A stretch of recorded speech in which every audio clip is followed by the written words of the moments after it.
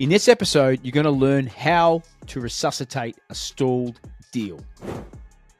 Dave, we're back. And can you believe it's almost that festive period, time of year, Christmas, Santa Claus, Home Alone, all those fun stuff. It is. If you jump on Netflix now, you see that it's all Christmas movies. Yeah.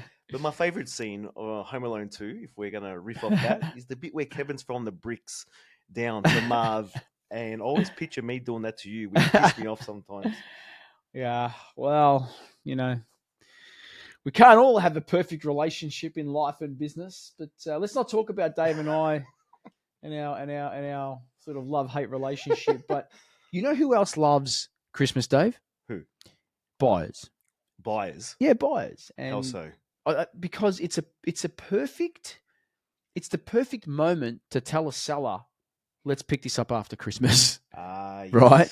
Let's do it in January, which Absolutely. becomes February. Lots going on, etc. And to some extent, we've got to empathize with our buyers because B2B buyers are also B2B consumers. Mhm. Yeah. And think about it. Buyers have families, they've got holidays coming up, they're thinking of a million things. They're trying to wrap things up before they go away for the holidays or before they take a bit of time off. There's probably pressing projects. They've got a whole lot of things happening at home, so they can start becoming a bit overwhelmed, yeah? And then they've got the salesperson ringing them up, hey, let's get that deal across the line. Let's get that deal across the line. And it's just that one too many. They're like, you know what? Let's just push it off. It feels pushy. Let's be real. Yeah. So let's talk about it. And I think we need to address it because in some cases, this is when deals can start to stall, okay? And so let's talk through a bit of a strategy that as you're listening to this, you can execute to try to resuscitate. And I love this statement. Regan, our great friend, Regan from Grant Thornton, uses this statement. It's about resuscitating a stalled deal. So let's work through this. So what would be your top 2 to 3 tips without feeling pushy, sleazy? Yep. Because you can get a real sense when someone's just trying to close you because it's leading up to Christmas. What's a way that I, as a buyer, can feel like this is the right decision to move now? And if whenever we're talking about the now, right, it's got to be if we haven't done and I know you're probably listening and you might roll your eyes, but if you haven't facilitated the sales process in the way that it should be, and you've rushed it to get to a point of decision, and then you say, here's my proposal, like, let's move on this. If they haven't gone through those appropriate steps of validating the problem statement, getting consensus internally, going through the scoping doc, really giving consideration to what does this mean for our business if we take action, and you try to rush them, they're just going to ghost you. It's right? because you might have a really weak Correct. If you've got a in weak your pipe pipeline and you're trying to rush something. So I actually want us to break this conversation into two. First, let's talk about opportunities that have actually gone through the right process, right? So you followed it. You've done everything. You've controlled what you can control. And the deal's getting to that point. It's just starting to slow down. You might, they've gone from active to inactive now. They're starting to become a bit quiet. So they've clearly stated that they have a problem and you can clearly solve it. It's just that life and other projects might have come in the way. So the best way to tackle this is in the message that you develop, right? Whether it be on the phone or email, is you need to bring up the barrier that could be stopping them, right? Give me an example. Hi, Dave. Understanding, when we last met, it was clear that X project needed to be implemented by X date in order to hit Q1's targets. Okay. Right? Making this up, right? As you go, you put me on the spot. Understanding Christmas is almost upon us, which, can impact timeline by A, B, and C. Yeah. In order to help you achieve X result in Q1, does it make sense for us to maybe jump on a quick call just to look at the timelines and ensure you've got the right support in place to achieve A? Yeah. Right? Now, there's a couple of ways you can cut this. You can even say, the reason why I'm bringing up understanding and when we last spoke, because you don't want to make it about you. Hey, following up on our previous chat, right? You throw that out the window. That is a deal killer, right? Following up, where are we at with the proposal? Where's the contract? Like, that's you're serving your own purpose. Mhm.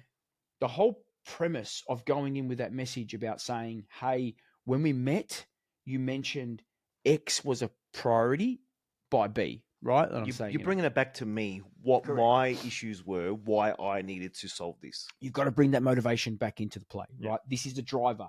We're talking because of you, not me. Mhm. I'm just a facilitator. I'm here to help facilitate a step in the process to enable you to get from A to B. Yeah. Got it. So when my message is about this is what is important to you because as part of your strategy, you need to achieve X.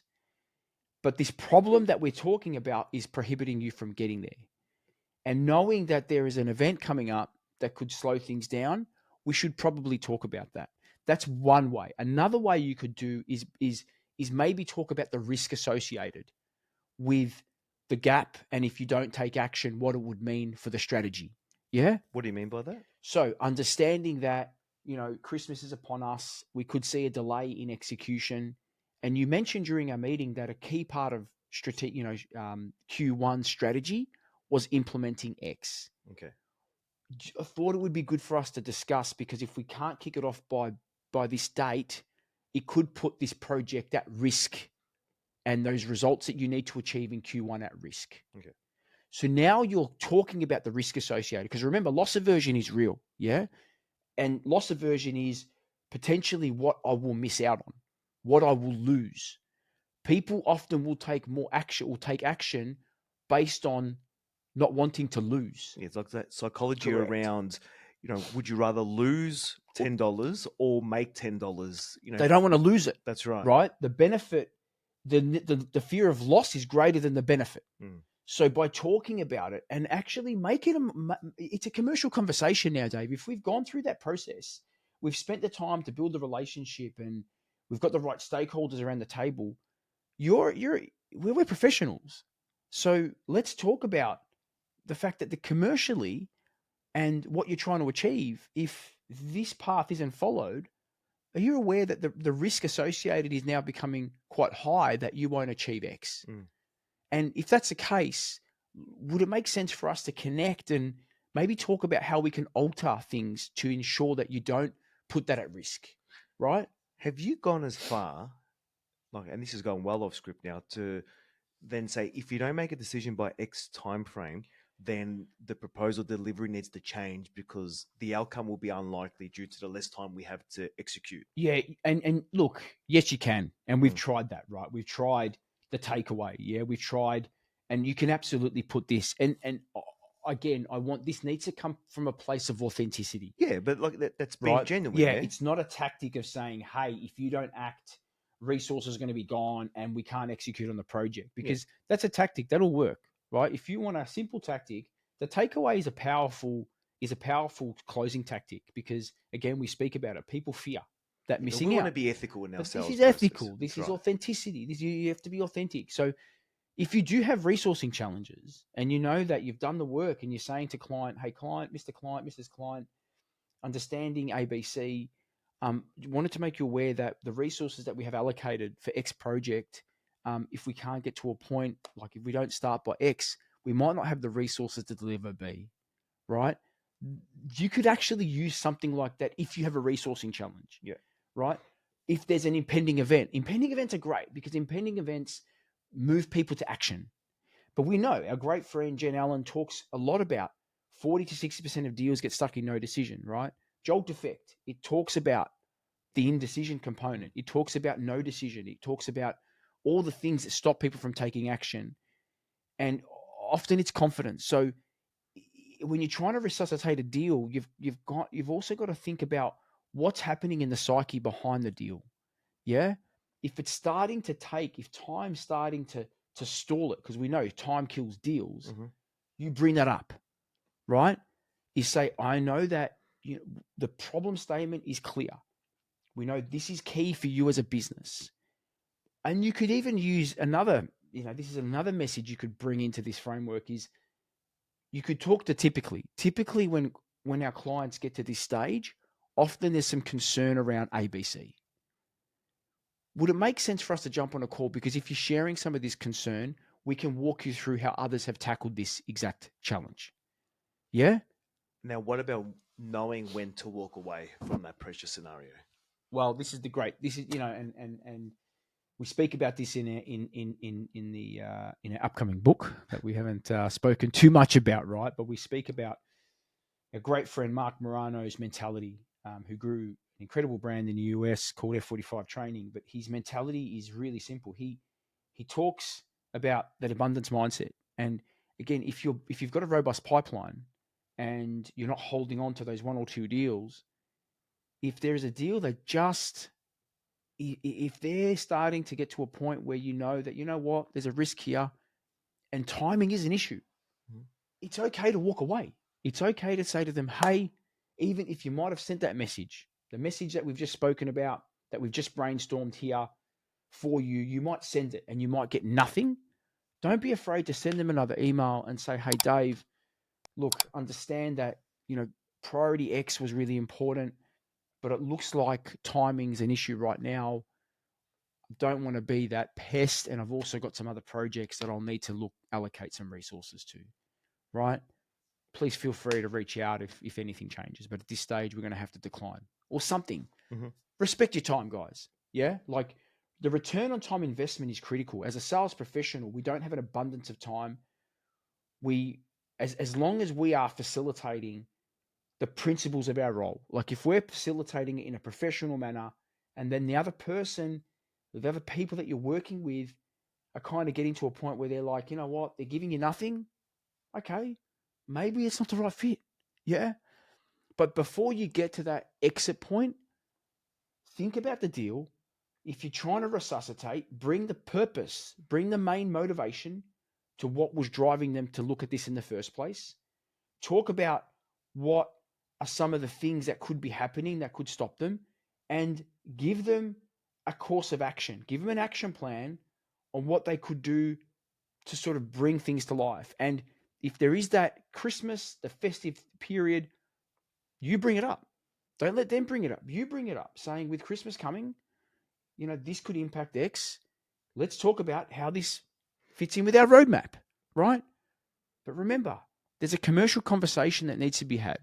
So if you've done your discovery well, you've got the problem statement, you know the impact of the problem and what the net benefit would be to them. Talk about, is the business okay with pushing this off and risking the net benefit, by the end of Q1? Yeah. That's a powerful question to leave them with. Absolutely. Ask them to consider the impact of not being able to implement this by your due date and how that will impact your results, your expected results. Right? And then they start considering it. And then they're going, well, I can either cope with that or I can't. Yeah. But that's your role as a facilitator. Ask some thought-provoking questions and trigger them to think a bit differently.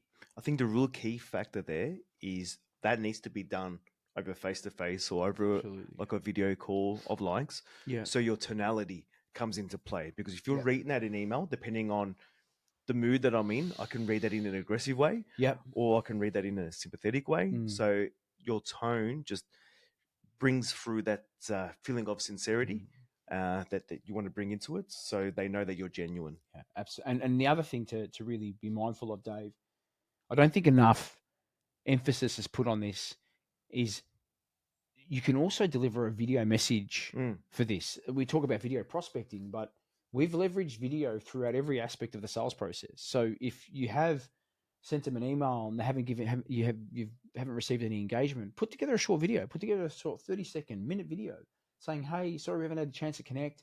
I thought I would just, come back to our discovery doc. This is what we discussed, blah, blah, blah, blah. Yes, for those of you that might be using digital deal rooms, you can do it in that environment. But you know what? The basics can sometimes be the most effective.